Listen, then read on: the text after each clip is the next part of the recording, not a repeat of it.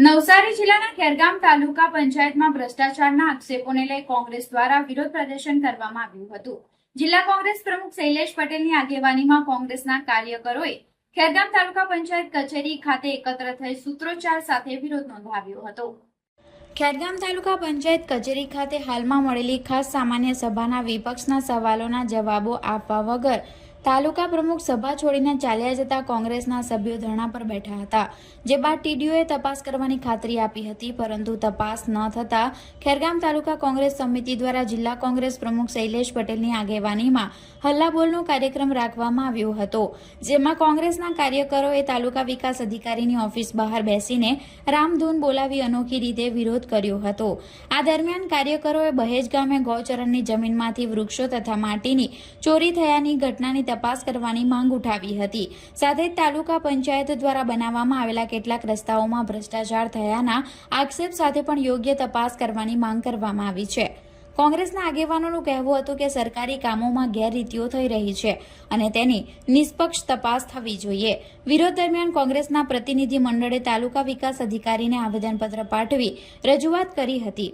ટીડીઓએ રજૂઆત અંગે એક અઠવાડિયામાં તપાસ કરી જવાબ આપવાની ખાતરી આપતા કોંગ્રેસના કાર્યકરો વિરોધ પૂર્ણ કરી તાલુકા પંચાયત કચેરીમાંથી રવાના થયા હતા।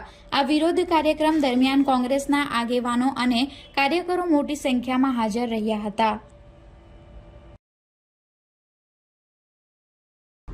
આજરોજ ખેરગામ ખાતે ખેરગામ તાલુકા કોંગ્રેસ સમિતિના વિપક્ષ નેતા સુભાષભાઈની આગેવાનીમાં 15 દિવસ પહેલા જે પ્રશ્નોને લઈને ટીડીઓને રજૂઆત થઈ હતી અને એ પ્રશ્નોનું એક અઠવાડિયામાં નિવારણ કરવાની વાત કરી હતી, પરંતુ આજ દિન સુધીમાં એનું કોઈ પ્રશ્નોનો હલ મળતા નહીં આજે અમે ટીડીઓ સાહેબને આવેદન આપવા માટે આવ્યા છે।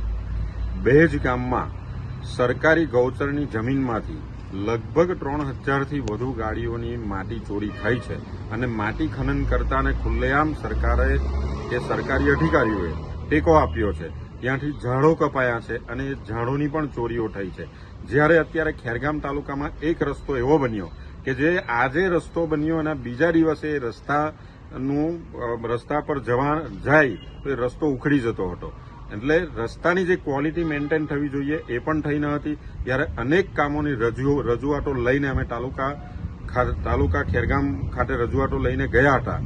આજરોજ અમારી એવી માંગણી છે કે જે માટી ખનન કરતા માટી માફિયાઓ છે એમની ઉપર એફઆઈઆર થવી જોઈએ અને જે ભ્રષ્ટાચારથી તાલુકા પંચાયત ચાલે છે, રોડ રસ્તાના ભ્રષ્ટાચાર હોય, પાણીના ભ્રષ્ટાચાર હોય, એના જે પ્રશ્નોની અમે માંગણી કરી છે એનું નિવારણ 7 દિવસમાં કરવા માટે તાલુકા વિકાસ અધિકારીએ જવાબ આપ્યો છે। જો 7 દિવસની અંદર જે ગુનેગારો છે એમની ઉપર એફઆઈઆર અને જે રસ્તાઓ ઉપર ખુલ્લેઆમ ભ્રષ્ટાચાર થયો છે એ રસ્તાઓને ઉપર પણ જો કોઈ કાર્યવાહી કરવામાં નહીં આવશે તો ફરી પાછા અમે આવનારા સમયમાં તાલુકા પંચાયત કચેરીનો ઘેરાવ કરીશું।